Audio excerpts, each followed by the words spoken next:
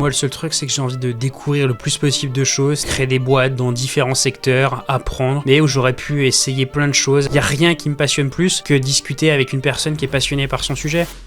Concrètement, où est-ce que je vais ? Tu sais, sur internet, on te dit faut que tu trouves son why, où est-ce que tu vas aller ? La vérité, c'est que j'en ai aucune idée. Moi, ce que je veux, c'est bien réussir financièrement parce que ce qui permet de faire pas mal de choses dans la vie et d'être plutôt à l'aise. Et après, sur le reste, moi, je suis juste un aventurier, j'ai envie de découvrir. Il y a plein de personnes qui sont passionnées par plein de sujets, qui ont plein de choses à raconter. Et juste, j'ai envie de découvrir des êtres humains, découvrir des nouvelles expériences. Vraiment, j'ai cet état d'esprit un peu d'explorateur et je pense que c'est la partie curiosité de moi qui parle là-dessus. Et c'est mon driver principal, je dirais, dans ma vie. Bonjour à toutes et à tous et bienvenue dans un nouvel épisode du podcast Mindflow. Aujourd'hui, je suis super content de vous retrouver dans ce nouveau setup, encore une fois. La dernière fois, j'étais dans une salle de sport et là, aujourd'hui, je suis avec Ludovic. Salut Ludo. Salut Comment Valentin. ça va ? Super, et toi ? Ça va, très bien, merci beaucoup. Écoute, est-ce que tu peux nous dire rapidement où est-ce qu'on est et un peu nous expliquer un peu le lieu, la ville dans laquelle on se situe ? Parce que c'est vrai que c'est encore un nouveau setup et je trouve que ça mérite que tu nous en parles un petit peu. Écoute, avec très grand plaisir. Donc là, c'est le tout nouveau locaux qu'on a rue de la Liberté à Dijon. On vient de s'installer. Avant, on était en sous-location dans un endroit. Et là, maintenant, pour la première fois, on a nos propres locaux dans lesquels on a créé notre studio de podcast aussi. Donc, on est très heureux de pouvoir t'accueillir pour ce premier épisode et aussi pour d'autres ensuite. Mais ça, on va leur laisser la surprise là-dessus. Exactement, ouais. Donc là, c'est vrai que je suis quand même assez content. On a un très très beau studio en plein cœur de Dijon. On est à 1h30 de Paris, pour ceux qui ont du mal un peu à se repérer. Donc, on est vraiment pas loin de tout. On est à 10 minutes à pied de la gare, donc pour le coup, vraiment, on est à côté. Pour le coup, venez chez iWantly faire vos épisodes de podcast. On vous accueillera très très bien pour le coup. Exactement. Ludo, est-ce que tu peux te présenter en quelques phrases, quelques mots ? Après, bien évidemment, on reviendra dessus. Toi, tu te définirais comment ? Comment est-ce que tu te décrirais là, en quelques lignes ? Je commence souvent par mon âge, Ludo, 24 ans, entrepreneur. C'est les deux choses qui me définissent, je pense, le plus simplement. J'ai une boîte dans le domaine du marketing digital, une autre dans le domaine de la formation professionnelle. Je suis passionné majoritairement par 3 secteurs, le marketing, la finance et l'audiovisuel. Ça fait une bonne description de qui je suis, c'est très clean, on dirait que tu t'es entraîné en fait pour faire ta presse comme ça. Mais je me suis pas vraiment entraîné, pour être totalement transparent avec toi, ouais. Mais d'instinct, c'est vraiment les choses qui me passionnent le plus et c'est des choses sur lesquelles je pourrais passer des heures et je l'ai déjà fait jusqu'à présent. Et finalement, tu as un peu mixé les trois, tu as fait de ta passion, de tes centres d'intérêt et de ton professionnel, en fait, t'as un peu mixé le tout, t'as fait un shaker de tout ça, et ce qui ressort, en fait, c'est peut-être ta boîte, finalement, et tes projets, un peu. C'est exactement ça. J'ai fait un shaker de tout. On a beaucoup de clients dans le domaine de la finance, c'est parmi les clients avec lesquels j'apprécie le plus travailler. Je fais du marketing, donc c'est devenu mon job, l'entrepreneuriat aussi, pareil. Et la partie audiovisuelle, jusqu'à présent, j'aimais beaucoup faire de la vidéo à titre personnel, et là, on y est, on a le studio de podcast, donc c'était aussi un vrai objectif pour moi, donc maintenant on y est, et j'en suis très content. Et ben ça c'est une très très bonne introduction. Je pense que les gens peuvent bien maintenant se contextualiser un petit peu qui tu es, où est-ce qu'on est. J'aime bien toujours commencer par une question qui est un peu ouverte, large. Pour toi, quel est le domaine ou la compétence, toi Ludovic, en 2025, que tu penses maîtriser mieux que 99% des gens, et pourquoi ? Le domaine ou la compétence, ça va m'obliger de choisir. C'est pas forcément un but professionnel, mais c'est vraiment quelque chose. Ça peut être un soft skill, ça peut être un hard skill, c'est vraiment quelque chose. Curiosité et esprit d'analyse, esprit critique, je dirais. Peut-être esprit critique un peu moins, mais de la curiosité et de l'esprit d'analyse, je pense que c'est clairement la compétence à l'ère de l'IA, des évolutions en permanence, etc., qui peut amener une personne très très loin, parce que c'est le dénominateur commun que j'ai vu chez beaucoup de personnes qui ont réussi, que ce soit dans plein de domaines différents. C'est vraiment cette envie d'apprendre, cette envie d'avoir de la curiosité et vraiment de chercher à comprendre les choses, pourquoi ça se fait comme ça, et pas juste partir du principe que c'est comme ça parce que c'est comme ça, en fait. Ça, c'est pas une réponse que j'aime entendre. Et ça, toi, c'est vraiment, tu te définirais comme ça et tu dirais que toi, tu as une appétence particulière pour ce truc-là, justement, l'esprit critique, l'esprit d'analyse, c'est quelque chose qui te définit bien, on va dire, L'esprit critique, j'espère l'avoir. Je pense que c'est un sujet sur lequel il y a beaucoup de profondeur là-dessus, donc c'est très compliqué de l'avoir pleinement, on va dire, mais l'esprit d'analyse, ouais, plutôt, et c'est quelque chose que j'adore faire. Dès que je rencontre un entrepreneur, j'adore essayer de comprendre, un entrepreneur ou quelqu'un de manière générale qui fait des choses, j'adore essayer de comprendre le pourquoi, le comment, quels sont les défis sur lesquels, face auxquels il fait face. Typiquement ce type de choses, vraiment la curiosité et l'envie de comprendre de manière générale. Donc tu dirais que tu es beaucoup plus, si on prend 10 personnes dans ton entourage ou même dans une pièce, tu penses être la plus curieuse, mais dans le bon sens du terme. Ouais. Si tu prends 99% de la population, je pense être assez facilement plus curieux que 99% de la population et avoir plus cette envie d'apprendre. Et je pense que c'est aussi ça qui permet de faire un bon entrepreneur et de faire une bonne personne qui fait des choses de manière générale, cette curiosité et cette envie d'apprendre. En tout cas, c'est ma vision de l'entrepreneuriat et de tout ça. Et toi, ça t'a permis de faire quoi justement avec cette compétence? Tu penses que ça t'a ouvert quoi comme possibilité et ça t'a permis, t'as des exemples concrets à nous donner? Tout. J'aurais jamais créé cette boîte si j'étais pas curieux. Je me serais jamais intéressé à l'audiovisuel si j'étais pas curieux, à comprendre quand je regardais une émission télé, comprendre où sont les caméras, comment on fait la captation au niveau des micros, comment que ça se fait quand on regarde un match de foot, on entend le bruit des personnes qui tirent justement dans le ballon. Ça, c'est des choses sur lesquelles j'avais envie d'avoir la réponse. Et tu vois, c'est des choses, ça me permet ensuite de faire de l'audiovisuel et de comprendre un peu tout ça. Pareil, ça a été le cas sur de la finance, où ça a été un fonctionnement, on va dire, relativement similaire. Et est-ce que tu es quelqu'un qui fonctionne du coup, parce que tu es curieux, je pense, de plein de choses. Ouais. Est-ce que tu es quelqu'un qui fonctionne un peu par lubie et tu te lasses très vite, ou tu vas avoir très peu de choses sur lesquelles tu t'intéresses, mais par contre, tu ponces le sujet jusqu'à devenir top 0,1% expert et connaisseur de ce sujet-là? Je dirais plutôt la seconde option, parce que comme je t'ai dit, moi j'ai 3 passions, le reste m'intéresse assez peu. J'estime déjà que pour avoir un bon niveau de connaissance et de compétence sur ces 3 sujets, et même évidemment j'aimerais avoir 1 voire 2 sujets au lieu d'en avoir 3, parce que forcément c'est de la dispersion que j'ai là-dessus, ça prend déjà beaucoup de temps, donc vraiment c'est ces 3 compétences, ces 3 domaines clés on va dire, qui m'intéressent le plus. Il y a plein d'autres choses qui sont certainement très sympathiques dans ce monde, moi c'est sur ces 3 secteurs que j'ai décidé d'avoir le plus de focus. Hyper intéressant. Et du coup, quand tu rentres le soir chez toi, au lieu de te mater, alors je sais pas si c'est le cas ou pas, au lieu de te mater un Netflix, tu te regardes un tuto sur de la vidéo ou pour apprendre des choses vis-à-vis de ça? Comprendre typiquement une caméra c'est fait avec un capteur CMOS, comment ça fonctionne là-dessus, qu'est-ce qu'une matrice pour justement interpréter les couleurs, sur de la finance, comment fonctionne l'économie, quelles sont un peu les différentes possibilités là-dessus, comment que ça se fait que certaines valeurs en bourse ont des niveaux de valorisation qui sont si bas alors qu'elles ont tous les fondamentaux nécessaires pour justement avoir une bonne valorisation. Et vraiment c'est mon Netflix personnel, je me regarde des podcasts sur ces sujets-là le soir et vraiment c'est ma manière à moi de me détendre, c'est la journée je travaille vraiment de manière opérationnelle sur ces sujets et le soir j'écoute du contenu sur tout ça et les week-ends pareil. Là tu vois tout à l'heure je vais prendre la voiture pendant 2 heures, j'ai prévu d'écouter un podcast sur le domaine de la finance avec des analyses de valeurs boursières notamment. Ok. Et t'as d'autres, en dehors de ces choses-là, t'as d'autres choses qui ont complètement rien à voir et qui t'intéressent, ou c'est vraiment autour de ces 3 domaines-là que... C'est vraiment autour de ces 3 domaines-là. Okay. Jusqu'à il y a pas longtemps, en fait, je comprenais même pas l'intérêt de s'intéresser à autre chose que ces trucs-là, parce qu'à titre personnel, ça me rend très heureux. Je suis très content de pouvoir apprendre toujours plus de choses là-dessus, mais je commence à essayer de m'ouvrir sur d'autres secteurs, parce que justement, t'as aussi une connaissance, notamment quand t'es entrepreneur, un peu plus holistique à avoir sur d'autres sujets, et forcément, t'es obligé de t'ouvrir davantage. Mais si ça tenait qu'à moi, je vivais seul dans une grotte, on va dire, j'aimerais pouvoir me dire, j'apprends le marketing / entrepreneuriat, parce que pour moi c'est 2 choses assez similaires, le domaine de la finance et l'audiovisuel. Okay. À jamais. Et c'est quoi maintenant du coup les choses sur lesquelles justement tu t'ouvres un peu, où tu te dis là ok, il faudrait que j'essaye de pas m'intéresser à ça parce que, mais où tu t'essayes de t'ouvrir un petit peu? Je te dirais majoritairement l'humain de manière générale. C'est très large, mais j'ai dû passer, on pourra en parler ensuite, mais pas mal de temps à comprendre comment je fonctionnais, parce que je pars du principe où chaque être humain a son parcours, etc. Où il y a des choses des fois dans la tête qui sont un peu cassées sur le rapport à l'argent, le rapport au travail, pas mal de choses de ce type-là. Il faut un peu se remettre de cette manière-là. Et ensuite, quand tu commences à avoir une équipe comme c'est notre cas, faut comprendre quel est le driver personnel de chacun, comprendre comment il fonctionne, etc.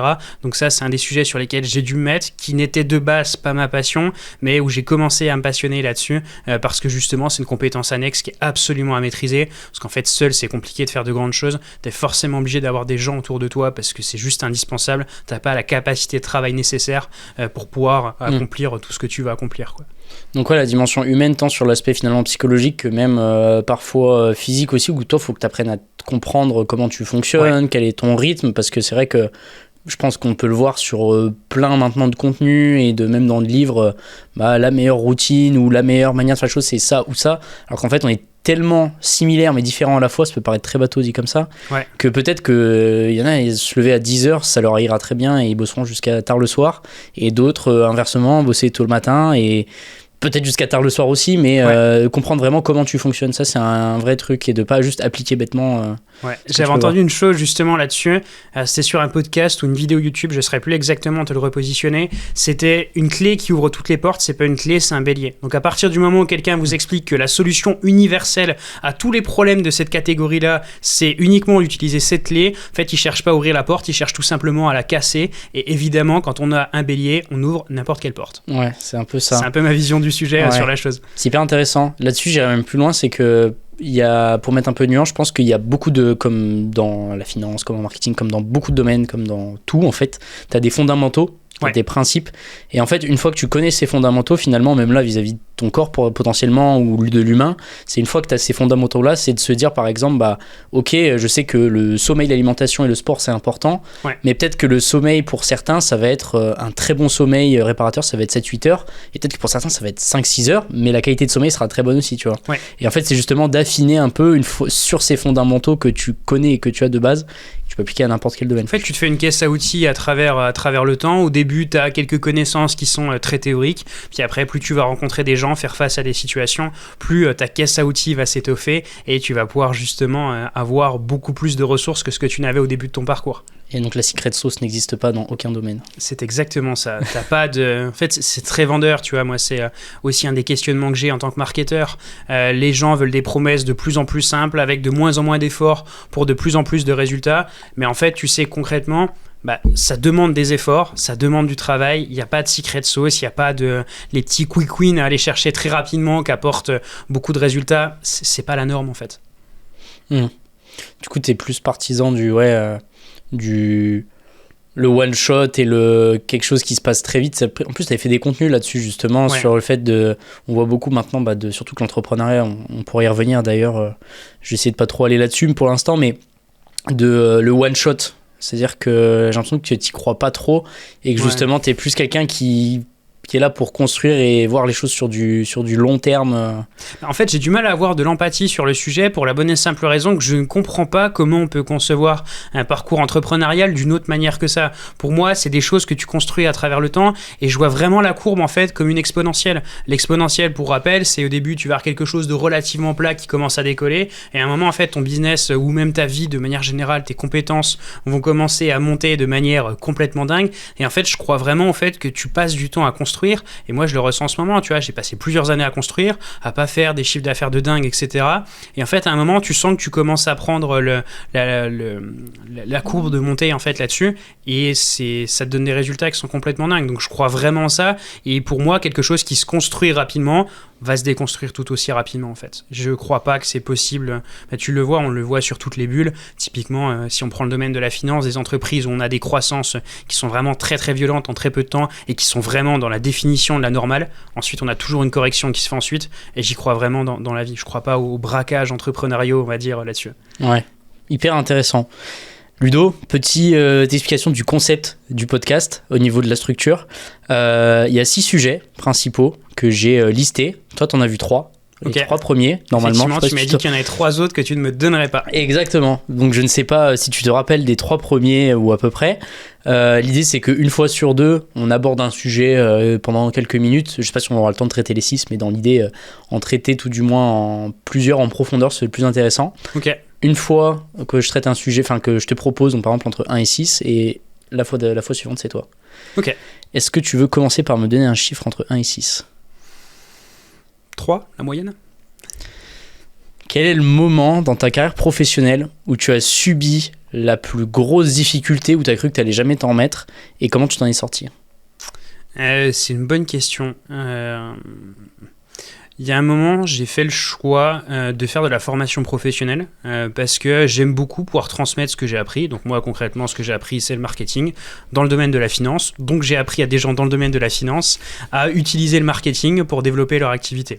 Alors c'est une histoire qui est un peu compliquée là-dessus. J'ai fait appel à justement un organisme de formation qui était détenu par une personne qui était très proche à l'époque de moi, où je me suis dit, je prends vraiment une bonne décision que de travailler avec lui et tout va très bien se passer. J'ai investi énormément d'argent, plusieurs dizaines de milliers d'euros pour faire connaître ce qu'on faisait, etc. Parce que je voulais clairement pas juste faire un one-shot comme on a dit juste avant, mais vraiment faire quelque chose de long terme. Et en fait, j'ai investi toute la trésorerie de mon entreprise, sauf qu'au moment d'être payé, eh ben, les excuses ont commencé à arriver et il y a eu d'énormes décalages de paiement, ce qui a fait qu'en fait, concrètement, j'avais plus la trésorerie pour faire tourner l'entreprise. Et en fait, tout l'argent qui était chez ce partenaire était l'argent dont j'avais besoin déjà pour pouvoir rembourser les différentes choses et juste me payer et vivre de manière générale. J'ai eu énormément de chance qui est qu'après avoir fait des dizaines de banques, j'ai fini par trouver une banque qui a pu me financer à l'époque et qui m'a permis de pouvoir remettre la situation à peu près à flot pour pouvoir attendre qu'un peu plus tard, ils finissent par me payer avec je ne sais combien de relances et je ne sais combien de délais. À ce moment-là, je me suis dit que c'était la fin de ma boîte et que j'avais passé 2-3 années très sympathiques, mais que c'était fini. C'était l'un des moments les plus difficiles d'Alimentid. Ça a duré combien de temps cette période-là ? Ça a duré, je ne saurais plus exactement dire, mais plusieurs semaines. Plusieurs semaines pendant lesquelles tu recherches des financements, tu essaies de trouver des solutions et en fait, il y a un moment, j'avais beau regarder, mes parents ne pouvaient pas me prêter cette somme, moi j'avais pas cette somme-là, globalement j'avais pas spécialement des revenus importants donc je pouvais pas faire même de crédit conso à titre personnel et c'était des montants nécessaires qu'il me fallait pour pouvoir faire continuer à vivre la boîte de plusieurs dizaines de milliers d'euros, donc c'est pas 2 ou 3 000 euros qu'il faut trouver pour réussir à faire tourner ta boîte, donc à ce moment-là t'as peur, tu te dis en fait... j'ai construit tout ça, tout ce que j'ai gagné, je l'ai réinvesti sur ce projet-là. Je me suis dit que c'était le bon moment, qu'il y avait tout ce qu'il fallait, que les étoiles étaient alignées. Et en fait, au final, tu te retrouves à ce que ça ne se passe pas du tout comme prévu. Et j'ai appris ensuite que l'entrepreneuriat, c'est justement quand tu penses que quelque chose ne va pas se faire, que ça va se faire, et inversement. Et ça a été à date l'une des histoires les plus compliquées que j'ai eu à vivre là-dessus. Donc en fait, ce que tu faisais, c'est que clairement, tu n'avais plus de sous dans ta trésor, tu étais à sec. C'est ça. Et tu allais voir les banques, en gros, pour leur dire j'ai plus de sous, en gros donnez-moi de l'argent quoi. Sauf qu'en fait tu viens, t'as à peine plus de 20 ans, t'as pas d'expérience entrepreneuriale, t'as pas de capital à titre personnel qui pourrait permettre d'avoir une quelconque garantie pour la banque, personne veut se porter caution pour toi et en fait juste tu sais pas comment faire parce que si c'était 4-5 000 euros à trouver, je les aurais trouvés. Par contre quand on parle de sommes à 30-40 000 euros, en fait quand t'as 20 ans c'est pas facile à trouver. Ouais. Et du coup, t'es allé voir en fait plein de banques et tu leur as dit, voilà, en gros... voilà la situation. Et il me faut de l'aide là-dessus. Il y a un moment, ça va finir par se déboucler, sauf qu'en fait, elle, ce qu'elle voyait, c'était un niveau de risque maximal pour un niveau de retour qui n'était pas non plus dingue, parce qu'il suffisait que ce prestataire ne souhaite pas me payer pour une raison X ou Y ou je ne sais quoi. En fait, concrètement, je me retrouvais juste à sec et sans la possibilité même de rembourser le prêt ensuite si jamais les échéances étaient trop importantes. Et en fait, j'avais pas le niveau de revenu pour faire face à tout ça. Donc, c'était un vrai risque pour les banques. J'étais dans une banque en ligne à l'époque. Et en fait, justement, j'étais allé voir des banques physiques pour leur dire je peux venir vers vous, je peux mettre mon argent chez vous. Pour le moment, j'en ai pas. Mais si vous m'en prêtez, un peu plus tard, j'en aurai. C'était un peu l'histoire que je leur ai servi, donc assez compliqué à entendre de la part des banquiers. Et toi, tu te sentais comment à ce moment-là, à titre perso, intérieurement ?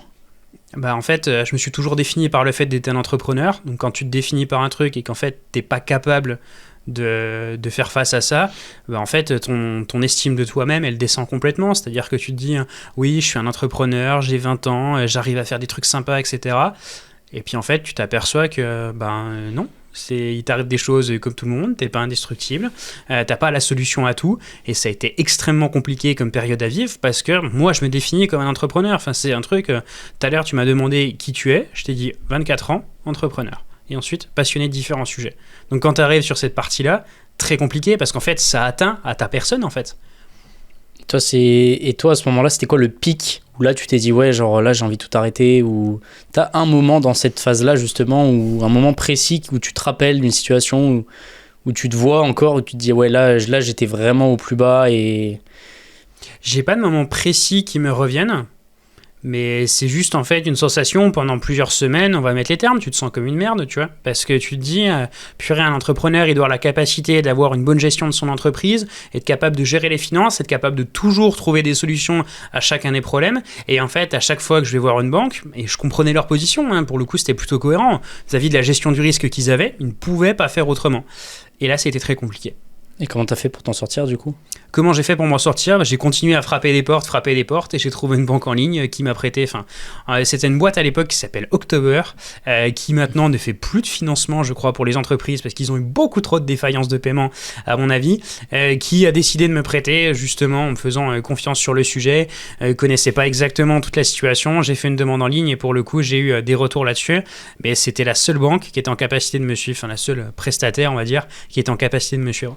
Et du coup, après, ton prestataire, t'as réussi du coup quand même à avoir, malgré les décalages, les retombées et les retours escomptés de base. Au final, j'ai réussi par retrouver mon argent. Petit fun fact, je peux pas en parler trop en détail ici, mais je suis encore en procédure avec cette personne parce que à nouveau, j'ai des impayés vis-à-vis d'une situation donnée. Donc, comme quoi les gens ne changent pas tant que ce qu'on pense. D'accord, ok, bon. Et je pense que ça va te faire une bonne leçon et t'insistes beaucoup avec le terme entrepreneur. Pour toi, c'est quoi concrètement et profondément un entrepreneur? Parce que j'entends tout le monde, et j'ai l'impression que c'est devenu un terme à la mode récemment.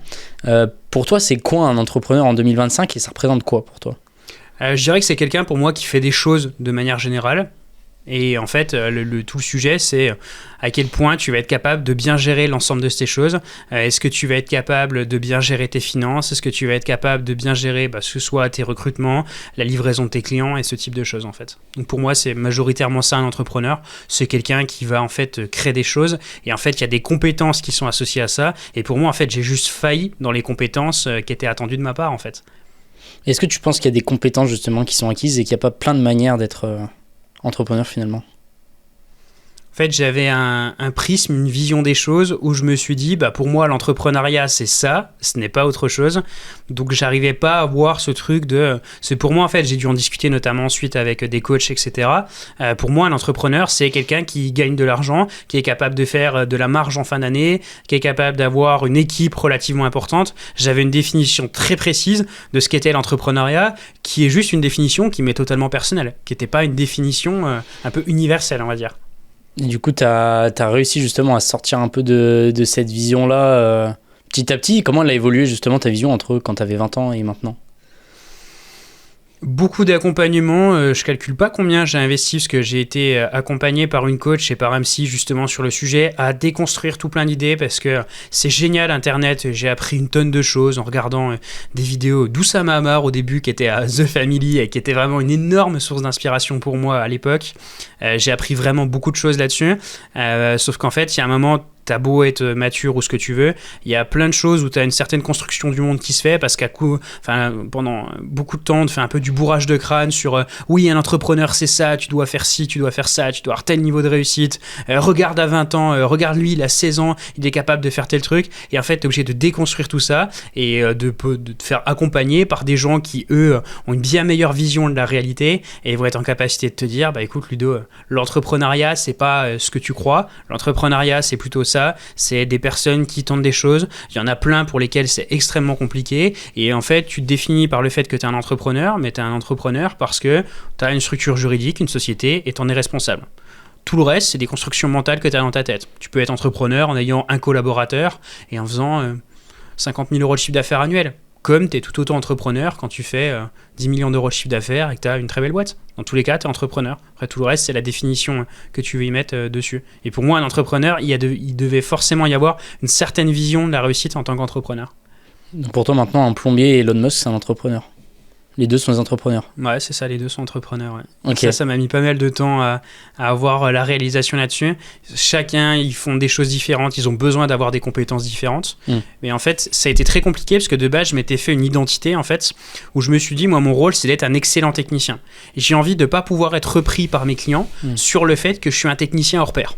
Je me suis dit, vraiment, j'ai envie d'être reconnu comme tel. Et ensuite, j'ai dû faire la transition entrepreneur. Parce que maintenant, il y a des locaux, il y a des collaborateurs, il y a plus de clients du coup à aller chercher, des projets avec plus d'engagement, etc. Et ça a été extrêmement compliqué parce que je me suis dit, ok, je suis un très bon technicien. pas grand monde peut me reprendre là-dessus. J'ai fait en sorte de devenir très bon en marketing, en audiovisuel, j'avais aidé plusieurs clients là-dessus avec des très bons résultats à chaque fois, donc vraiment j'avais zéro doute là-dessus. Par contre, à un moment, j'ai dû faire la transition vers l'entrepreneuriat. Et là, à ce moment-là, en fait, je me suis aperçu que j'étais pas bon. Et ça a été extrêmement difficile pour moi, parce que je me suis dit, en fait, non mais mec, depuis le début, tu te définis comme un entrepreneur, sauf que là, concrètement, quand on arrive dans la gestion des finances, la gestion d'une trésorerie, la gestion des collaborateurs, le recrutement, etc., là, tu viens de découvrir la vraie vie. Et c'est à ce moment-là où je me suis dit, ok, l'entrepreneuriat, c'est aussi d'autres choses. Et en fait, ça a été très compliqué de passer d'une identité à une autre.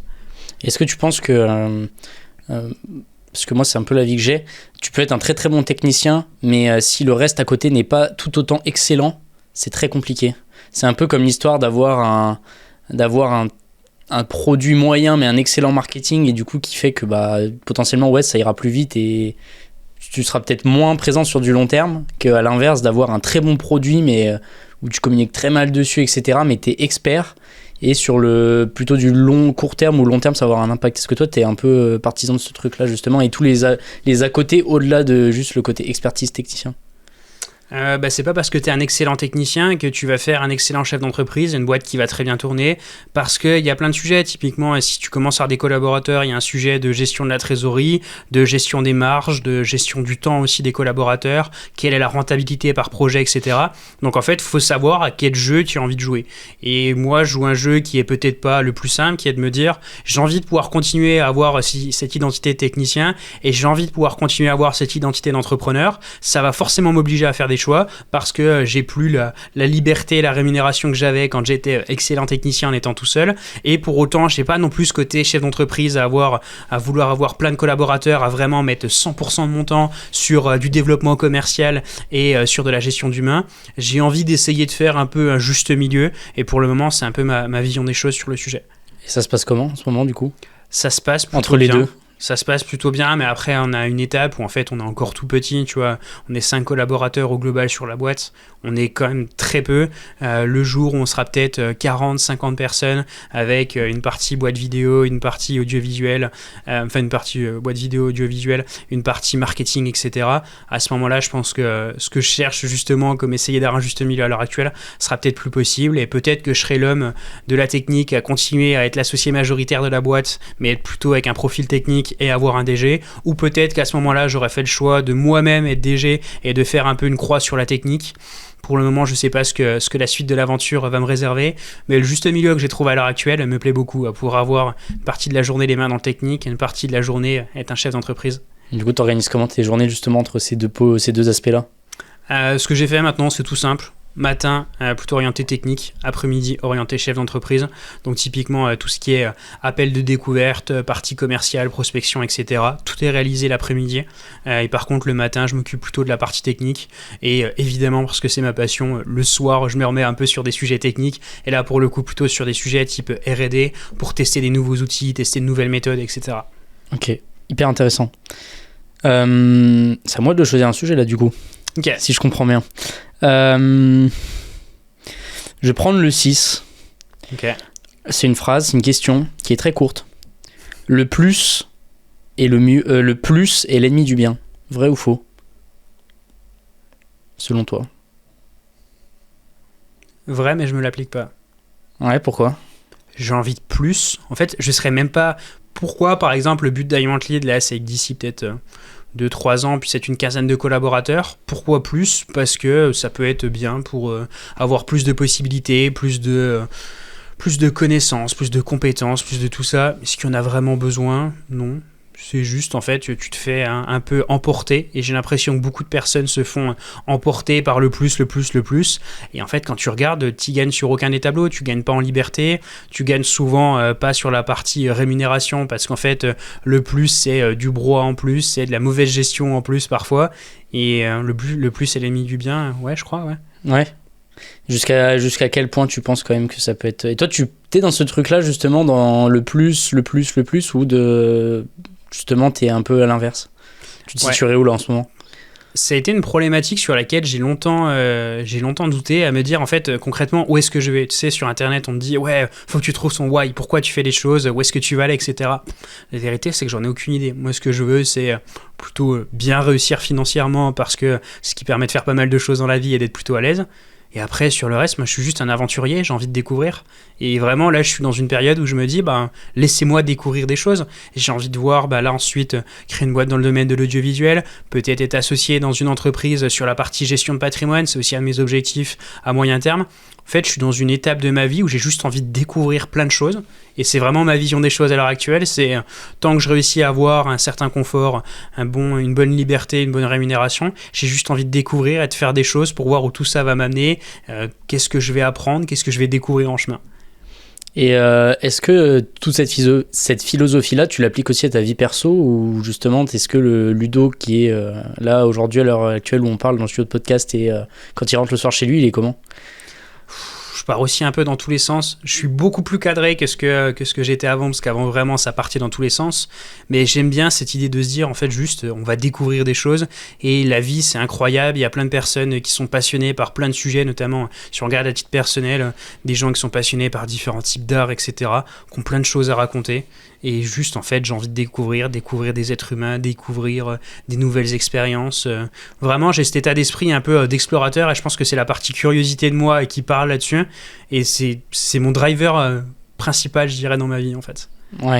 Ouais, c'est toujours, on en revient toujours à cette histoire de curiosité, finalement, en fait. Ouais, c'est ça. En fait, c'est le plus, mais plus de curiosité, plus de... Ouais. C'est un amplificateur, en fait, de... C'est exactement ça. Et puis, en vrai, c'est incroyable, parce que tu te dis que tu vas pouvoir, comme on disait tout à l'heure, tu te construis, en fait, une espèce de caisse à outils, et tu vas pouvoir t'en servir ensuite pour plein de choses. Peut-être que ce que tu auras appris à ce moment-là, tu te diras, en fait, c'est pas très utile. Tu vois, je passais des années à faire un peu d'audiovisuel de mon côté, bidouiller des caméras, machin truc, je me suis dit, ça servira à rien. Sauf qu'en fait, tu te retrouves un jour où, t'as envie de monter un studio de podcast, c'est plutôt pratique d'avoir des connaissances et quelques compétences en audiovisuel, tu as envie de commencer à faire de la pub pareil, tu t'intéresses à la finance mais t'as pas beaucoup d'argent pour le faire seul, sauf qu'en fait tu t'aperçois que tout à coup tu as des personnes dans ta famille qui viennent te demander des conseils, des copains qui viennent te dire purée mais merci Ludo, grâce à toi j'ai pu investir, je me suis mis là-dedans, j'ai réussi à payer tel truc grâce à ça. Et en fait parfois sur le moment tu comprends pas exactement ce que tu fais, ce que tu apprends, tu te dis purée mais je travaille quand même beaucoup pour le retour que j'ai.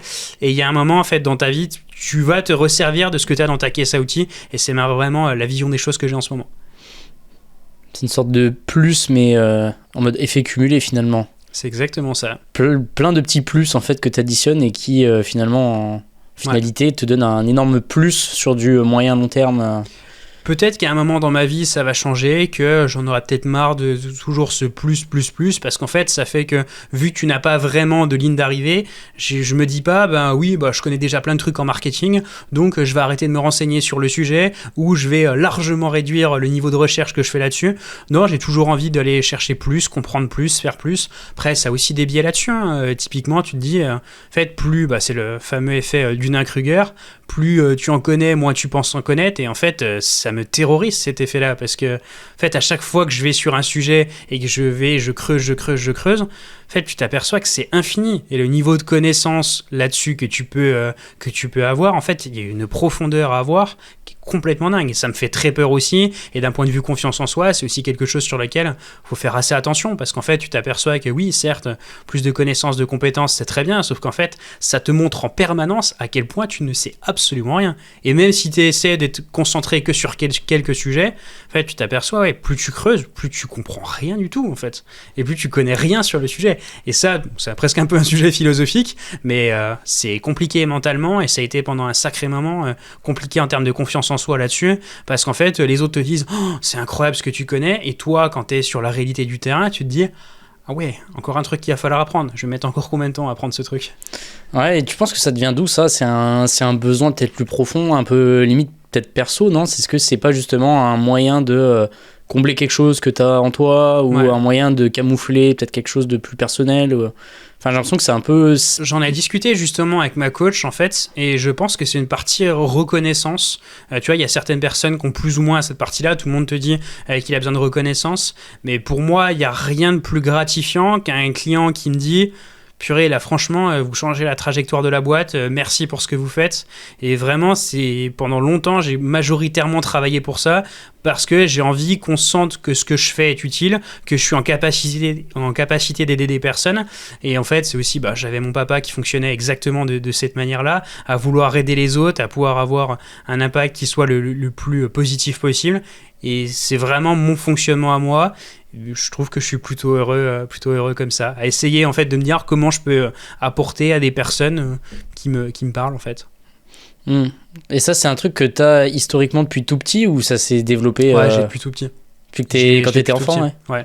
Après, en fait, le truc, c'est que je l'ai conscientisé il y a notamment quelques mois, et c'est un sujet sur lequel il faut faire extrêmement attention, parce que j'ai eu le cas notamment avec des clients ou des amis, etc., qui sont capables de très bien décrypter les gens, et quand ils savent que ton système de fonctionnement, c'est en fait avoir de la récompense, entre guillemets, par la reconnaissance, ils sont capables de très bien s'en servir pour justement t'amener exactement là où ils veulent. Et j'ai des clients qui ont réussi à tirer beaucoup plus de moi en termes d'implication personnelle que ce qui avait marqué sur un devis, et clairement, je sais que ça a été une stratégie de leur part.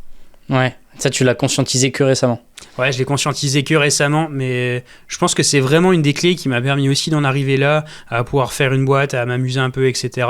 C'est être accompagné par un psy, une coach. Parce qu'en fait, t'as beau être mature, t'as beau être ce que tu veux, il y a plein de choses que tu connais pas, et c'est vraiment un des plaisirs personnels, et c'est pour ça que c'est cool d'avoir une boîte aussi, c'est de pouvoir être accompagné par plein de professionnels, des gens qui ont l'habitude d'accompagner des chefs d'entreprise sur des sujets de finance, sur des sujets marketing, recrutement, direction d'entreprise, sur des sujets notamment relatifs à tout ce qui est coaching, qui sont habitués, parce que quand t'es entrepreneur, t'as souvent des hauts qui sont très hauts et des bas qui sont très bas, comment t'es en capacité de réguler ton énergie sur tout ça, et ça pour le coup c'est encore un travail sur lequel je suis à l'heure actuelle, mais ça prend beaucoup de temps parce qu'en fait les résultats que tu as dans la vie vont quand même être limités beaucoup parce que tu es là-dedans. Ouais, c'est vrai que c'est une histoire de croyance et de conception du monde que tu te fais dans ta tête. C'est exactement ça, croyance et conception du monde. Ouais, et là ça fait combien de temps que tu te fais accompagner? Je sais pas, ça doit faire quelque chose comme 2 ans. Ouais, quand même. Ouais, je pense 2 ans à peu toute près, l'année, ouais. enfin je veux dire, c'est régulier sur l'année. Ça dépend, tu vois, j'ai eu des périodes où j'allais au psy parce que j'avais besoin de comprendre vraiment en détail, et j'insiste, c'était assez drôle parce que j'en parlais que de choses professionnelles avec lui, même si parfois on est allé notamment sur des besoins de reconnaissance et autres, un peu plus sur le côté personnel, mais vraiment il y a des périodes, ouais, c'était une fois par semaine, puis des périodes, des fois rien pendant 3-4 mois, parce qu'en fait à ce moment-là tu t'aperçois que tu n'en as pas forcément besoin, et au fur et à mesure du temps tu conscientises des choses, parfois tu ressors d'une discussion ou d'une séance où tu te dis ok, je pense l'avoir compris, et en fait tu l'as vraiment compris que quelques semaines plus tard, et à ce moment-là il y a d'autres questionnements qui se posent, et en fait c'est une espèce d'amélioration un peu continue que tu fais sur le sujet. Hyper intéressant. Et je pense qu'en fait, moi, mon objectif, c'est aussi d'avoir un bon parcours entrepreneurial, entre guillemets, pouvoir créer des choses, etc. Et je suis vraiment intimement convaincu que la progression d'IWantLead sera conditionnée par ma progression personnelle. Ouais, c'est évident, hein, le dirigeant, c'est quand même le leader, c'est quand même le leader. Il y a plein de différents types de leaders, etc. C'est encore autre chose, mais t'es vraiment, ouais, c'est quand même la pièce maîtresse qui fait aussi que ça permet de fonctionner. Même si, après, ça dépend de la vision que t'as du truc, mais selon moi, genre, un bon dirigeant, c'est sa boîte aussi est capable de tourner sans que lui soit forcément là tout le temps, tu vois, c'est de construire un bon système. Ça, c'est le rêve de beaucoup de chefs d'entreprise. La vérité, c'est que pour en arriver à ce niveau-là, il y a quand même un peu de travail avant, parce que ça veut dire que sur chacune des étapes, il faut avoir des personnes de confiance. Pareil, si jamais ces personnes de confiance partent, aussi des plans, si jamais, pour pouvoir faire face à tout ça, avoir un certain niveau de maîtrise sur son entreprise. Parce que j'ai discuté avec beaucoup de dirigeants qui se sont dit, bon, bah, j'ai envie de sortir de l'opérationnel, qu'ont mis un directeur général. Sauf qu'en fait, le directeur général n'était même pas associé de la boîte. Donc, techniquement, lui, c'était pas ce qui avait le plus important pour lui que ça tourne. Donc clairement, lui, il a sa rémunération, quelques bonus dessus, et en fait, au fond, c'est pas sa boîte. Donc il y a des erreurs qui pourront être faites là-dessus, qui ne seraient pas faites si c'était toi qui étais aux commandes dessus. Donc le mythe un peu de je veux déléguer ma boîte à 100%, etc., je fais aussi assez attention là-dessus. Est-ce que pour toi, c'est important du coup, parce que quand tu dis justement le fait de quelqu'un qui est pas en fait incentivé, qui est pas incité, que ce soit financièrement ou personnellement, est-ce que toi, c'est quelque chose justement que tu aimerais mettre en place à terme quand tu as la capacité de le faire avec tes salariés, potentiellement des managers ou des choses comme ça? Parce que je sais qu'il y en a beaucoup. Moi, c'est un truc, j'entends beaucoup parler et j'ai pas encore eu l'occasion, peut-être que je l'aurai un jour, de vivre cette situation où tu as quand même pas mal d'équipes ou même un petit peu, justement de pouvoir les inciter financièrement en fait à... Parce que finalement, même un salarié, il a quand même un contrat, etc.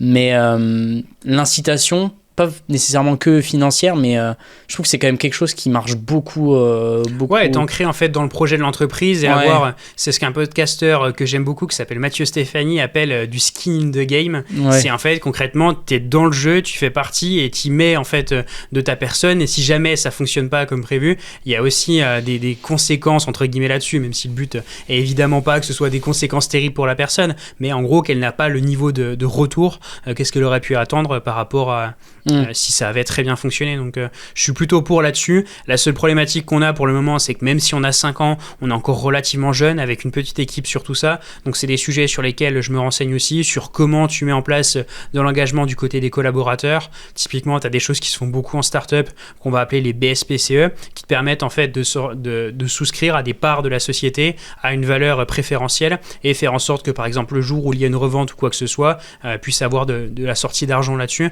Donc pareil, ça c'est des choses sur lesquelles je me renseigne et j'aimerais beaucoup pouvoir le faire là-dessus, parce que je pense vraiment qu'une boîte c'est un peu la somme des humains que tu mets dedans, et nous notamment dans les business qu'on a, c'est des business sur lesquels on vend du temps humain. Même si c'est au forfait, c'est quand même au final du temps humain qui est vendu, et en fait le sujet c'est comment tu fais en sorte d'avoir un très bon jus de cerveau, et en fait t'achètes un temps à un prix, tu fais une marge sur ce temps, et l'idée c'est comment tu fais en sorte de vendre, de faire la plus grande marge possible tout en ayant le maximum de satisfaction client là-dessus. Et le sujet pour craquer une boîte de service, c'est d'optimiser en permanence ces deux métriques. Ça prend beaucoup de temps, le temps de tout comprendre et d'en arriver à un bon niveau là-dessus. Ouais, parce que surtout quand tu vends vraiment du temps et de l'humain, c'est pas la même chose que si tu vends des unités ou des produits que tu peux...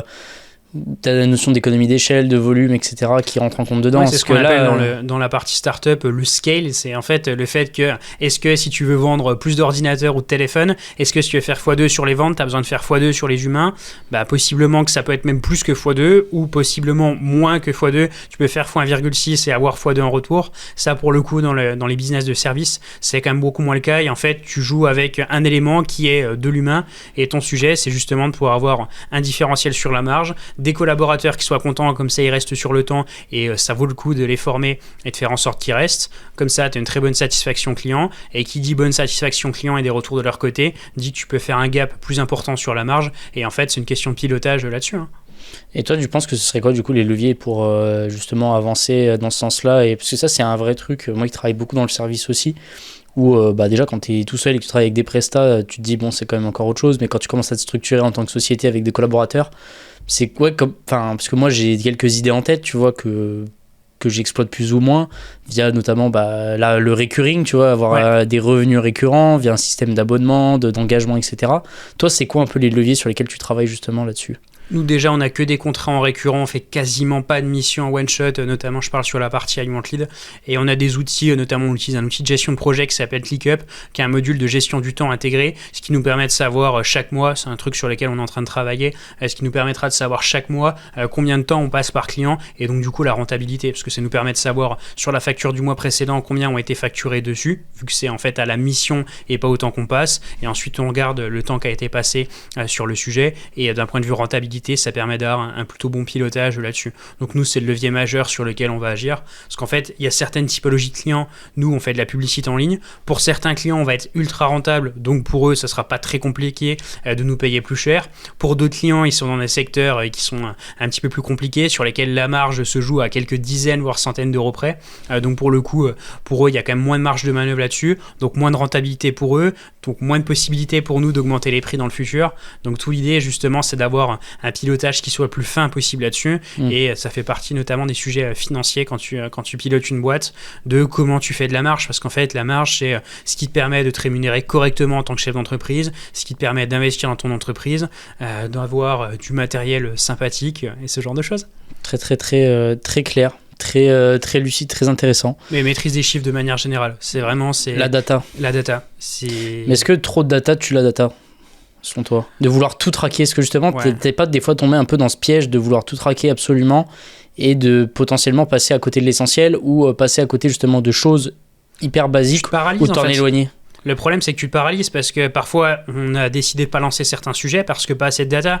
Je prends l'exemple du contenu. On a lancé une chaîne YouTube qu'il y a quelques mois et pourtant on aurait pu la lancer il y a 3 ans. Sauf que, en fait, j'avais pas de la data précise sur quel est le retour sur investissement. C'est-à-dire, si je me mets pendant 6 mois à faire des vidéos, combien de temps je passe, combien de temps ça coûte, qu'est-ce que ça va me rapporter. J'avais pas de data précise. Si j'ai pas de data précise avant de lancer, j'y vais pas. Et du coup, ça a été une énorme erreur. Ouais, bah oui, parce que finalement...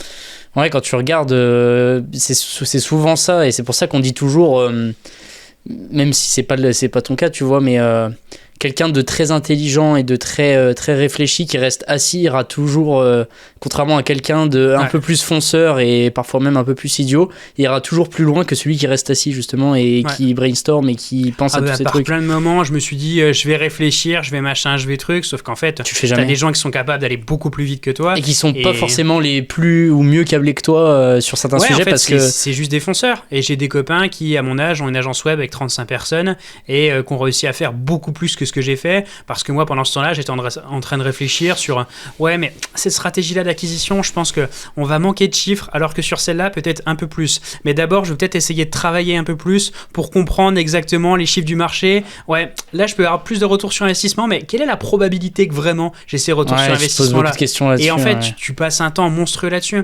Et aussi ce qu'il faut voir avec les chiffres, c'est que jusqu'à il y a pas très longtemps, pour moi tout était chiffres, et en fait une boîte qui était pas pilotée sur des chiffres, c'était juste une boîte qui allait finir par passer en liquidation judiciaire. C'était vraiment ma vision du monde. Sauf qu'en fait, j'ai rencontré des chefs d'entreprise qui m'ont dit, moi, je fais les choses beaucoup à l'intuition, avec un peu de data, certes, mais surtout pas mal d'intuition et du bon sens paysan. Et en fait, ça marche bien, tu vois. T'as les mecs qui ont des boîtes à 5-10 millions, qui gèrent, certes, avec de la finance, etc., parce qu'il faut faire attention sur les chiffres, mais qui vont beaucoup moins loin dans le tracking que ce que nous, on fait à notre échelle. Et pour autant, ça se passe très bien pour eux, parce que t'as pas, tu vois, c'est une question de manière de voir le monde, un peu de prisme. Et moi, j'avais le prisme, il faut de la data, il faut que tout soit mesurable. Et en fait, tu t'aperçois que c'est une manière de voir le monde, sauf qu'en fait, il y a plein d'autres schémas de pensée que tu peux avoir pour développer et structurer une entreprise. Et après, je pense que c'est vrai qu'il y a plein d'autres schémas de pensée, et je pense que l'idée, c'est que c'est pas non plus de t'en éloigner, et c'est surtout de garder ce qui, toi, où t'es fidèle avec toi-même, tu vois. Si toi, t'es sur de la data, c'est vrai que tu peux aller demain changer du jour au lendemain ton pilotage et d'être en mode full intuition, parce que je pense que même toi, tu te sentirais pas capable et tu te sentirais mal. Et, c'est exactement ça. Et voilà, mais par contre, d'aller essayer de comprendre qu'il existe d'autres manières et peut-être d'intégrer sur peut-être sur 100% de la manière de piloter, peut-être 20% ou 10% ou même 5% d'intuition, de nouvelles méthodes, etc., d'implémentation, d'incrémentation, pour essayer peut-être d'apporter un peu justement de voir si ça fait la différence. C'est un peu faire de la recherche et du développement en continu, tu vois, c'est avoir 10-15% de ton temps qui va être alloué à comment je peux faire en sorte d'être un peu différent et d'avoir un bon pilotage dessus. Et tu vois, on en revient là-dessus, mais je suis vraiment persuadé que le principal levier pour développer I Want Lead, ça va être ce que j'ai dans la tête, les décisions, la manière dont je les prends, etc. Donc je me considère un peu là-dessus... je considère que c'est très important de passer du temps là-dessus et vraiment d'avoir un esprit qui soit le plus clair possible sur ce sujet-là. Très très clair. Et est-ce que... Donc là, c'est à toi de choisir un nouveau sujet. On a fait, pour info... On a fait 3 et 6. On a fait 3, 6, ouais. Ouais, et on va faire 4. 4. Quelle est ta raison d'être en 2025 ? Une question très large qui comprend à la fois le perso, le pro, mais c'est quoi ta raison d'être, toi ? Ma raison d'être, j'ai déjà vu ce terme plein de fois en ligne, je serais incapable de le définir. Ma raison d'être, c'est une super bonne question à laquelle c'est très compliqué de répondre. Je sais pas si c'est lié à ça, mais pour moi, je sais pas si ça peut y contribuer, mais t'as donné quand même quelques petits éléments de réponse, je trouve, sur le fait de la gratification et la reconnaissance. C'est quelque chose qui, toi, fait partie un peu de ce truc-là ou... Ouais, ça fait partie de ce truc-là. La reconnaissance. J'ai un truc aussi sur I Want Lead, parce que moi, je suis vraiment... Et je pense que c'est pareil pour toutes les personnes dans l'équipe. On est passionné par ce qu'on fait. Et il n'y a rien qui me fait plus plaisir que de me dire qu'on va faire le max de pub, être le plus visible possible, aller chercher des clients qui sont mal servis par des personnes qui s'en foutent de ce qu'elles font, qui gèrent leur agence et qui, en fait, n'ont aucune compétence ou connaissance en marketing, qui sous-forment leurs équipes et qui, du coup, délivrent un service de merde. Ça, clairement, c'est un truc contre lequel j'ai bien j'ai bien envie de lutter. Je sais pas si c'est une raison d'être majeure, mais c'est en tout cas la raison d'être en partie d'I Want Lead, c'est de se dire on va faire la guerre un peu au service de mauvaise qualité aux personnes qui s'en foutent de ce qu'elles font, parce que je pense qu'il faut faire les choses avec passion, avec envie, avec engagement, et qu'au final tout le monde y gagne sur le sujet, tu vois, aussi bien les collaborateurs que toi, que le client en face. Ça, c'est ta raison d'être plutôt professionnel, et toi, ta raison d'être personnel, ce serait quoi? C'est une super bonne question. Tu vois, c'est aussi un des challenges que j'ai du moment, c'est comment je distingue vraiment le ludo pro du ludo perso. Et jusqu'à présent, j'ai commencé à prendre conscience qu'il fallait vraiment distinguer les deux personnes. Mais le problème, c'est que, en fait, tu l'as dit au début, mes sujets de passion, c'est mes sujets d'entrepreneuriat. Donc j'ai énormément de chance là-dessus. Je passe mon temps à faire des trucs que j'aime majoritairement. Alors, évidemment, il y a des côtés chiants, mais je passe mon temps à faire des trucs que j'aime.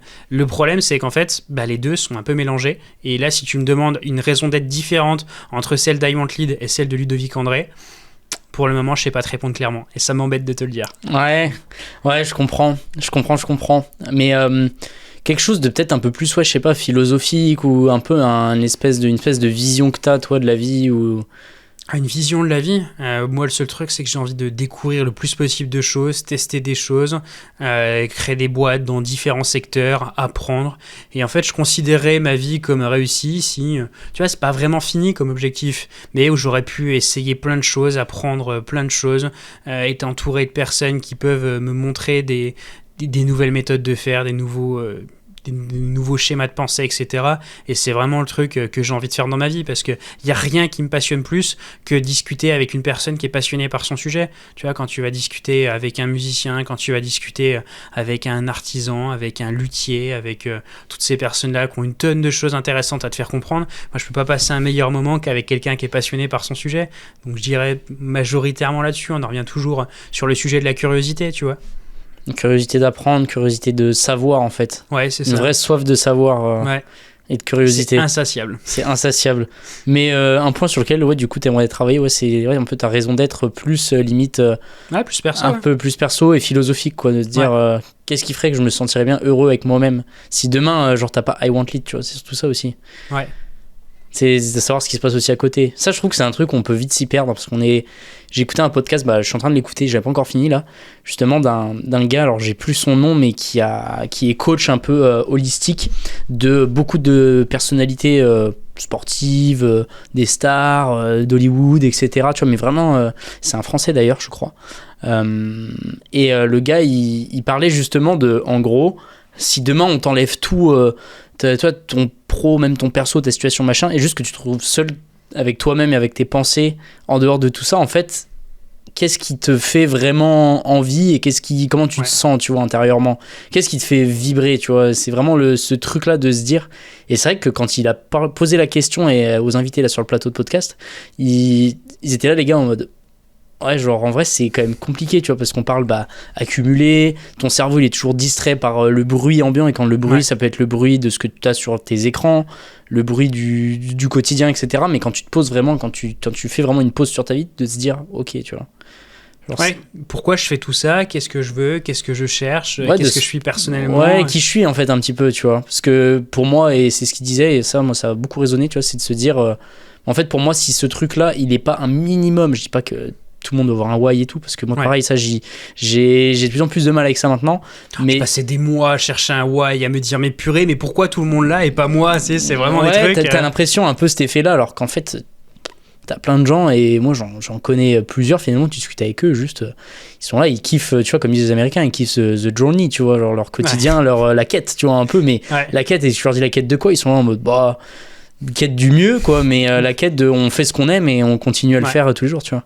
Mais je pensais vraiment qu'il fallait avoir, tu sais, ce driver, on te répète en permanence, tu sais, quand tu commences à t'intéresser aux trucs de développement personnel, vous devez savoir où est-ce que vous voulez aller, pourquoi vous faites tout ça, etc. Et moi j'étais là en mode épuré, mais je comprends pas, j'arrive pas à trouver le mien, quoi. Enfin, je voudrais un truc clair et précis, mais je l'ai pas en fait. Ouais. Mais peut-être que tu l'auras jamais, ou peut-être que tu l'auras dans peut-être des dizaines d'années, et tu te diras. Ou c'est ce que m'a dit ma coach, peut-être que je l'ai déjà. Ouais, peut-être que tu l'as déjà et tu sais juste pas. Ouais, peut-être que tu vois, c'est des choses où je me dis, je me définis comme ça, donc si je me définis comme ça, mon comportement doit être ça, et en fait c'est peut-être juste ça qui me limite, tu vois.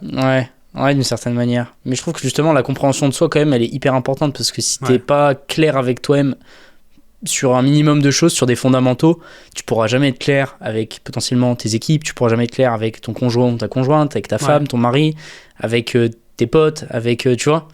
Et je trouve que c'est un truc, tu sens les gens, tu sais, t'as des gens, des fois je trouve que tu vois, ils ont une espèce d'aura où tu sens qu'ils sont là. Et justement, c'est pour moi des gens qui sont clairs avec eux-mêmes et ils savent exactement, mais dans plein de manières différentes, hein, des gens introvertis, des gens extravertis, etc. Tu vois, mais qui justement ont quand même une connaissance d'eux-mêmes un peu plus fine que Ouais. la Et moyenne. j'adore ce truc de se dire qu'en fait, on est des Lego qu'on va pouvoir un peu construire toute notre vie, auxquels on peut ajouter des compétences, des connaissances, tout ça. Et vraiment, en fait, je suis comme un enfant quand je suis dans ces trucs-là, parce que je me dis, c'est incroyable. Enfin, on vit dans une génération où il y a plein de gens qui ont plein de trucs à nous raconter, qui ont envie de les raconter, qui le font via les réseaux sociaux, qui le font via des conférences ou quoi que ce soit. Je trouve ça absolument incroyable. Mais je trouve que je suis né dans la meilleure période où j'aurais pu naître, parce que justement, il y a toutes ces informations-là et toute cette possibilité pour juste apprendre plus et comprendre plus, en fait. Ouais, parce que toi qui es naturellement comme ça, je pense que là, t'as clairement de quoi faire et de quoi consommer. Ah, et c'est exactement ça. C'est complètement dingue le niveau d'information auquel tu as accès et tout ce que tu peux apprendre à faire, etc. C'est monstrueux. Ouais, surtout maintenant. Je trouve qu'il y a quand même beaucoup de dérives aussi à ça, mais si tu sais pas faire le filtre et tout, tu peux vite devenir fou en fait. Ben, ça, Et il être faut faire constamment très attention rivé là-dessus. là-dessus et tu sais, de juste pas des fois se dire, allez, genre je déconnecte complet, je sais pas, genre je vais me promener dans la nature ou je vais faire un truc à rien à voir, tu vois, je vais promener un chien ou je vais. C'est un de mes grands défauts, j'ai une addiction à YouTube, c'est une catastrophe. J'arrive pas à travailler sans avoir une vidéo YouTube en fond. En fait, je pense que c'est pour ça aussi que le truc s'auto-alimente, entre guillemets, un peu, parce que je passe mon temps à écouter des podcasts, à écouter des vidéos, et maintenant je commence à avoir un peu horreur du vide, entre guillemets, Bah, c'est ça. où j'ai du mal à travailler quand il n'y a pas quelque chose en arrière-plan. Ouais, un bruit, il faut un qu'il y ait un truc pour me stimuler en plus, que ça soit de la musique, je peux même écouter des concerts de rock pendant que je travaille en même temps. Enfin, c'est devenu un grand n'importe quoi. Ouais, En fait, ouais. t'as tout le temps besoin d'avoir plus. Et j'essaie aussi de me poser des questions sur, ok, comment tu peux faire en sorte que ce soit pas du toujours plus, mais que ce soit aussi quelque chose qui soit raisonné, parce que à quoi ça sert d'accumuler, de lire des vidéos, d'écouter des podcasts, de regarder des articles sur la finance en continu. Je veux pas faire trader, je veux pas faire tous ces métiers-là, ça m'intéresse pas plus que ça, et j'en suis arrivé à un truc où en fait, j'ai pas envie d'apprendre des choses juste pour que les gens reconnaissent que je connais des choses, tu vois. Et t'as aussi des questionnements un peu philosophiques là-dessus, de pourquoi tu fais les choses. Ouais, c'est vrai. Ouais, pourquoi tu le fais? Et ça, c'est un truc aussi que j'avais un peu de base comme toi, tu vois. Et je trouve justement les personnes qui font des trucs de ouf dans leur vie, et que ce soit des sportifs, des artistes, des choses comme ça, ils ont à un moment donné, forcément, ils sont meilleurs que 99% des gens sur un sujet où ils ont ce côté justement technicien, on en revient, tu vois. Mais si on prend le domaine même sportif ou même entrepreneurial, quand tu regardes pour moi des très grands sportifs, j'ai beaucoup de respect pour ceux qui ont réussi à maximiser leur carrière au-delà, enfin leur personne au-delà de leur carrière, tu vois. Okay. Quand tu regardes genre un Michael Jordan, genre le gars est légendaire et il est monstrueux niveau sportif, mais si tu regardes l'à côté depuis qu'il a commencé à être connu, avant qu'il y ait Internet, etc., c'était déjà monstrueux aussi à l'époque. Clairement. Tu vois. Et moi, ces gens-là, je les admire parce que je me dis, en fait, ok, les gars sont experts et c'est des tueurs dans leur domaine, mais c'est aussi des tueurs dans tout le reste, dans la mise en relation, dans la compréhension de la psychologie humaine, dans la compréhension de l'avancée du monde, tu vois. Ouais. Et je pense qu'il y a beaucoup à apprendre aussi là-dessus, tu vois, genre, et de ces gens-là, justement, mais ça peut être des artistes, ça peut être des speakers, ça peut être de tout, en fait, finalement, tu vois. Même des gens que tu croises comme ça et que tu sous-estimes, que tu ne doutes pas. Je crois que tu peux croiser même là à Dijon, je suis sûr qu'il y a des gens de ouf qu'on croise et qu'on se doute même pas, qui ont justement tous ces trucs-là et t'entends pas parler d'eux, tu vois. Ouais, qui ont des parcours de vie, qui ont appris des choses, qui font des choses, etc.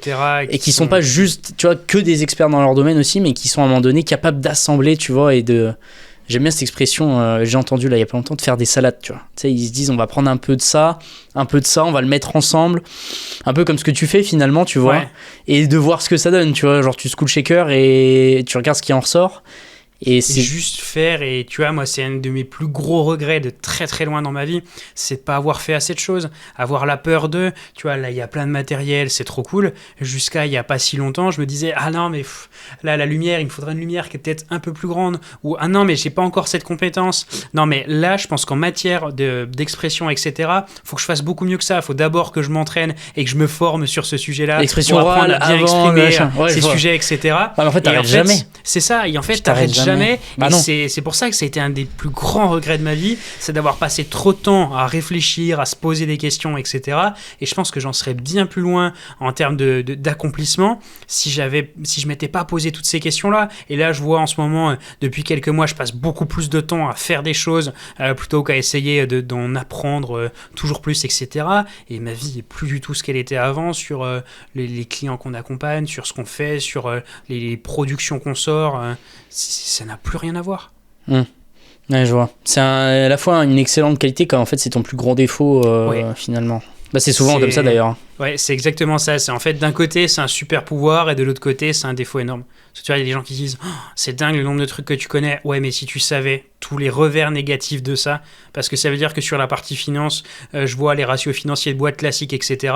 Mais ça veut dire aussi que je me torture l'esprit à me dire purée, mais sur Ayant Lead, en fait, ce type de ratio financier là, on n'est pas bon là-dessus. Ce type de ratio là, on n'est pas bon là-dessus. Et en fait, avant même d'arriver sur le sujet, tu vois juste une montagne. Et en fait, avant même d'arriver sur le truc, tu vois la montagne de tout ce qui va t'arriver et de tout ce que tu as à faire. Et tu te dis non mais jamais je gravirai la montagne en fait. Mais en fait, c'est souvent des fois, c'est un peu. Peut-être que c'est le lâcher prise, des fois, qui aussi faut peut-être un peu travailler, je sais pas.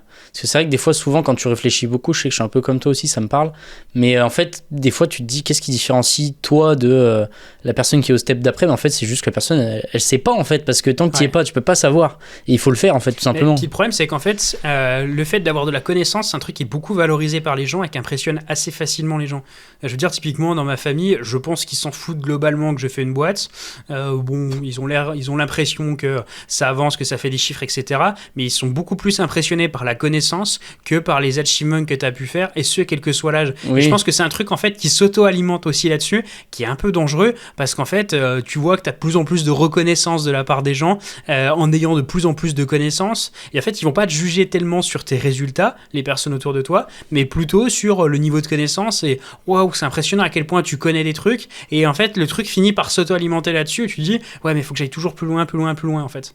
Ouais, c'est ça, alors qu'en fait, potentiellement, tes clients, tes collaborateurs, tes partenaires, ou même dans la vie perso, je trouve des fois aussi finalement, mais surtout dans le monde professionnel, le problème de ça, c'est que en fait, les gens ils s'en foutent. Eux, ce qu'ils veulent, c'est de savoir si tu connais X ou Y chose. En fait, ce qu'ils veulent, c'est du résultat. C'est est-ce que t'es bon dans ce que tu fais, tu vois, genre est-ce que t'es expert, mais t'es expert pas je connais plein de trucs, mais en mode le gars est tellement bon qu'il va me permettre de passer de mon point A à mon point B, et genre je lui fais full confiance, tu vois.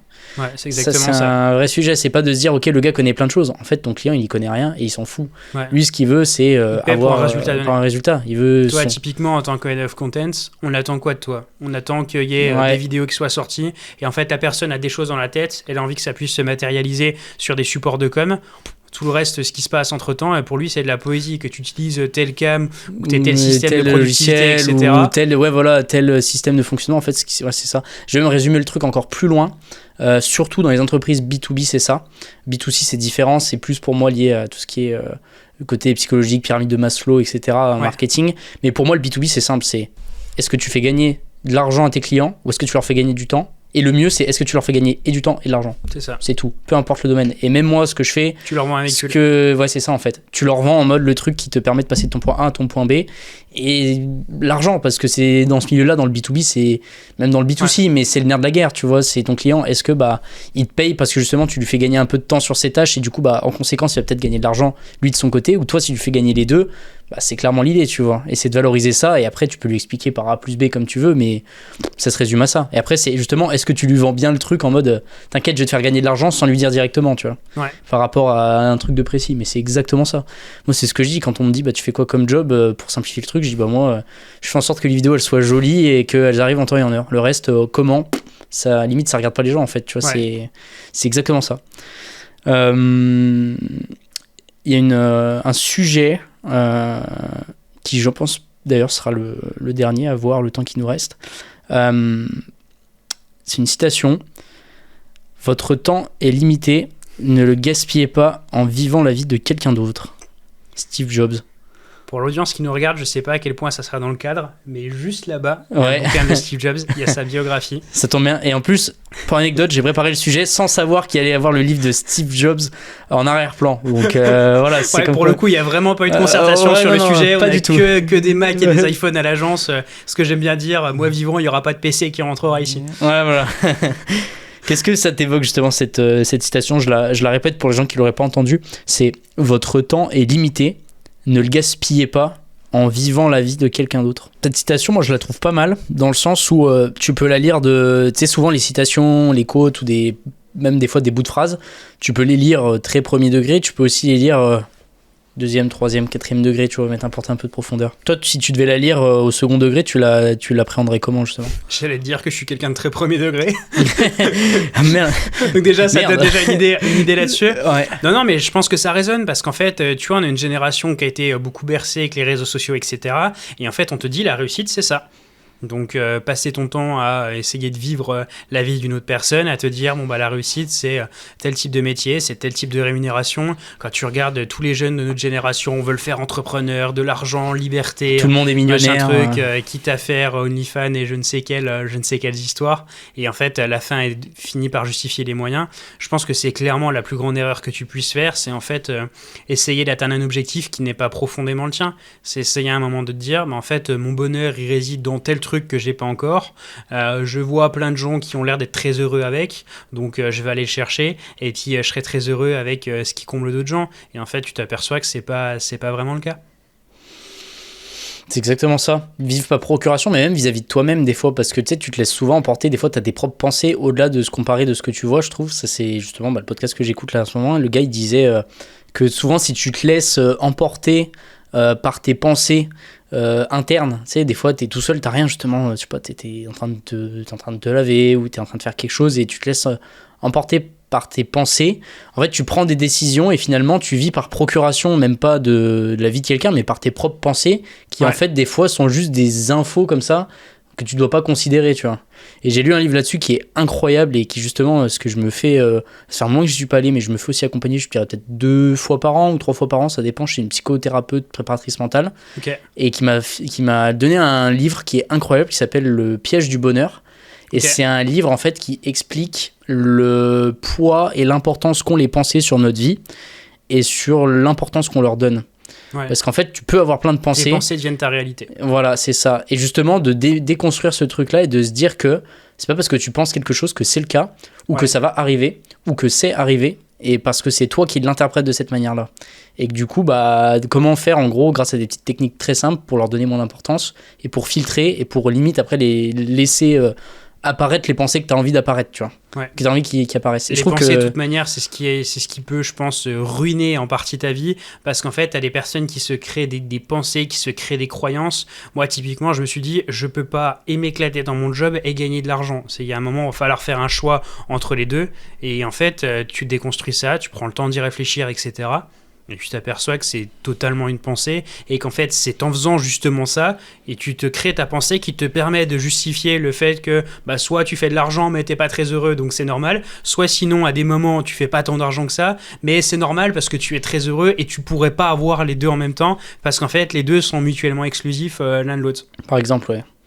Je pense que c'est un très très très bon exemple. Puis par procuration, c'est par procuration des autres, de ce que tu peux trouver, comme ce que tu as dit sur les réseaux et tout, et aussi sur l'aspect pensée, tu vois, la procuration que te donnent tes pensées, les infos qui te viennent comme ça spontanément sans forcément y réfléchir en amont. Mais encore plus maintenant, et ça c'est vrai que c'est un truc qui rend fou, et je pense que même toi ou moi, à un moment donné, je trouve des gens de notre génération, surtout qui s'intéressent à tout ça.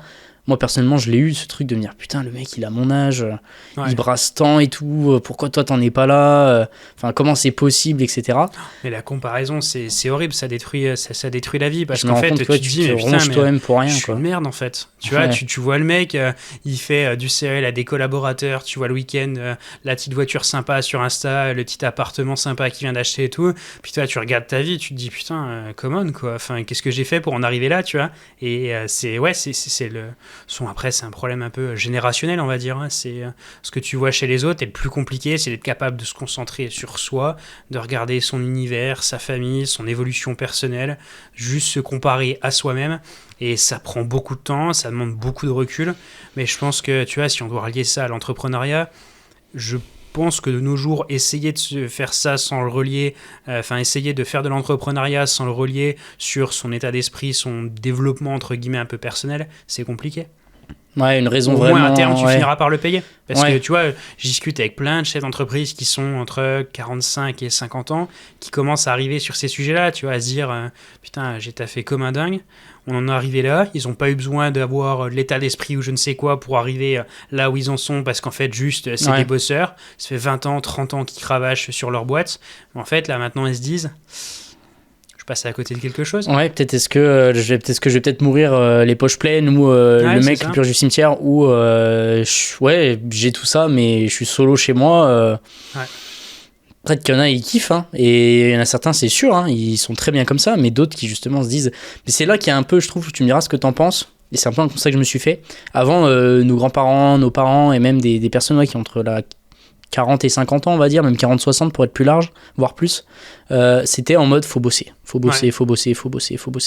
Mais t'avais ta situation familiale, t'avais ta femme, tes 2 enfants, ton chien, etc. Ça allait, mais c'était pas une question. C'était pas une question, c'était un acquis, bosses. c'était ça, et t'avais pas ce truc de notion un peu de why, un peu de, même personnellement, de se dire ouais, mais qu'est-ce que j'ai vraiment envie à ce moment-là? Bah non, en fait, faut bosser. Et en fait, t'arrives à ce moment-là, et en fait, ils se retrouvent peut-être les poches pleines, mais le bonheur vide, tu vois.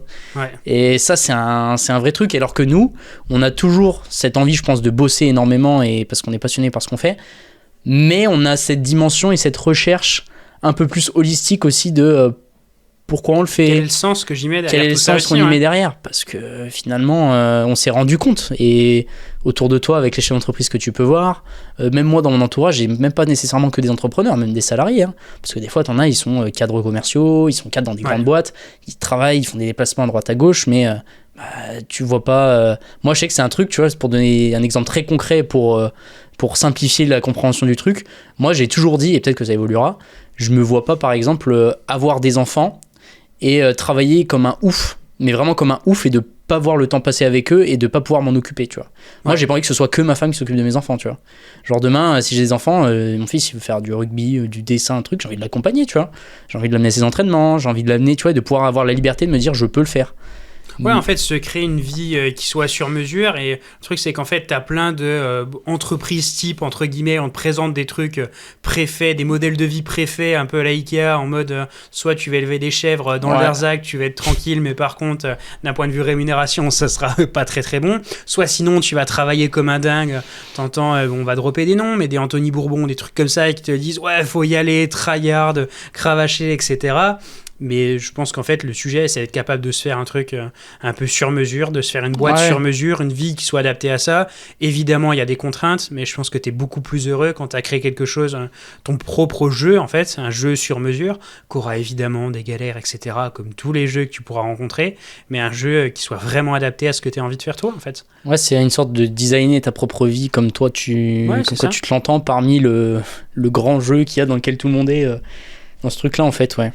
C'est exactement ça. Mais je trouve que même quand tu regardes, quand tu vas être salarié, et moi le premier, tu vois, quand j'ai commencé à voir, j'ai eu quelques petits jobs avant quand même, tu vois, en alternance et tout, tu recherches quand même un peu plus, tu vois, le côté pourquoi je fais ce travail-là, pourquoi tu me demandes, alors sans remettre tout en question, mais tu vas dire, tu sais, poser des questions. C'est quoi le sens, quoi, en fait? C'est quoi, en fait, pourquoi est-ce qu'on fait ça? C'est quoi votre vision avec la boîte? Tu vois, les gens maintenant ils recherchent ça, tu vois. Ouais. Justement. Et de pas juste t'es payé à faire un travail, même avant, tu vois, que tu sois à l'usine ou pas. Hein. Avant, même dans une boîte, une PME classique, c'est ton job, c'est ça, tu fais ça. Pourquoi? Ça te regarde pas, mais juste fais ton job, tu vois. Alors que maintenant, il y a quand même ce truc un peu plus. Ouais, de sens. C'est vraiment quelque chose, j'ai l'impression, de beaucoup plus générationnel, où en fait, les personnes vont te dire, bon bah, ok, c'est quoi un peu le sens de tout ça, tu vois. Et toi, justement, tu penses que c'est un truc que tu ressens aussi, même avec tes collaborateurs, ou pas encore, mais où justement, des fois, vous en discutez un peu, ou ça se... Pour le moment, pas encore, tu vois, j'ai pas eu des sujets, par exemple, de personnes qui me demandaient, ouais, dans quel secteur on a nos clients pour savoir un peu, typiquement, c'était des choses qui sont un peu compatibles, entre guillemets, tout ce qui est RSE, etc.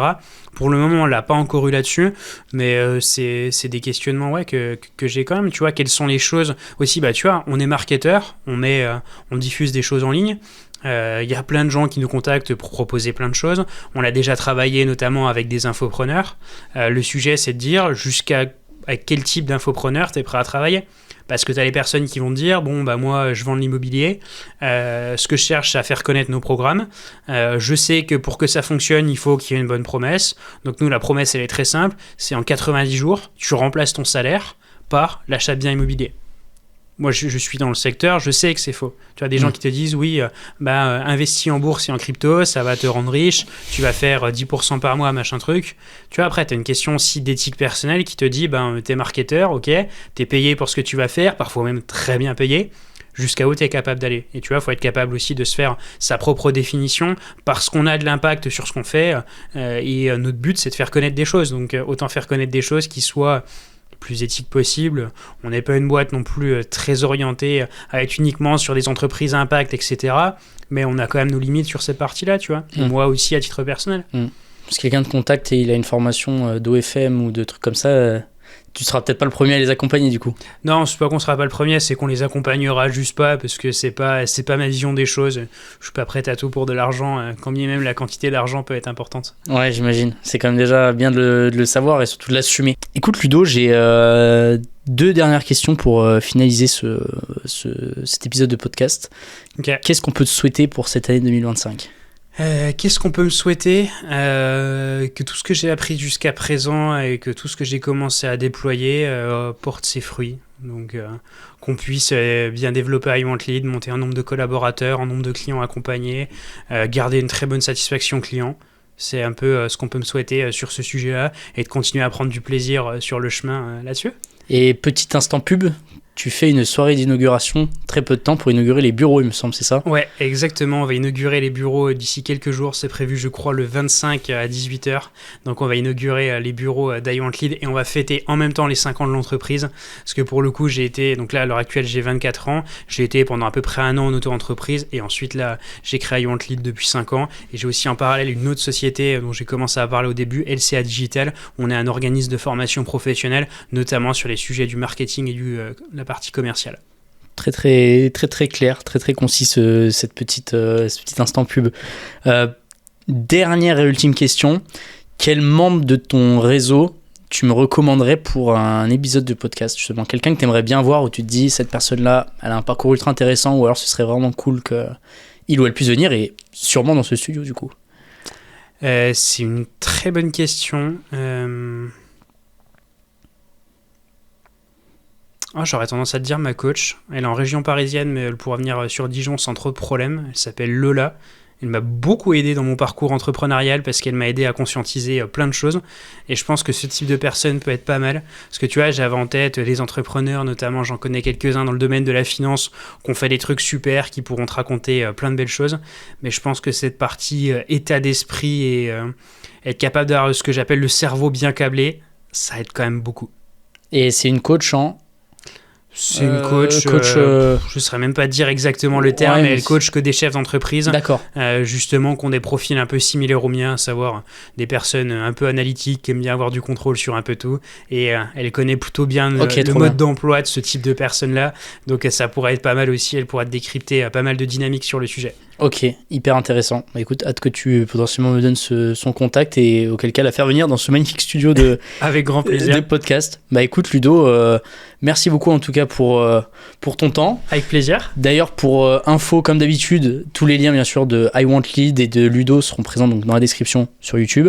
Le podcast il sera disponible bien évidemment sur YouTube et sur toutes les plateformes de streaming, donc audio, Spotify, Apple Podcasts, Deezer, Google Podcasts, etc., etc.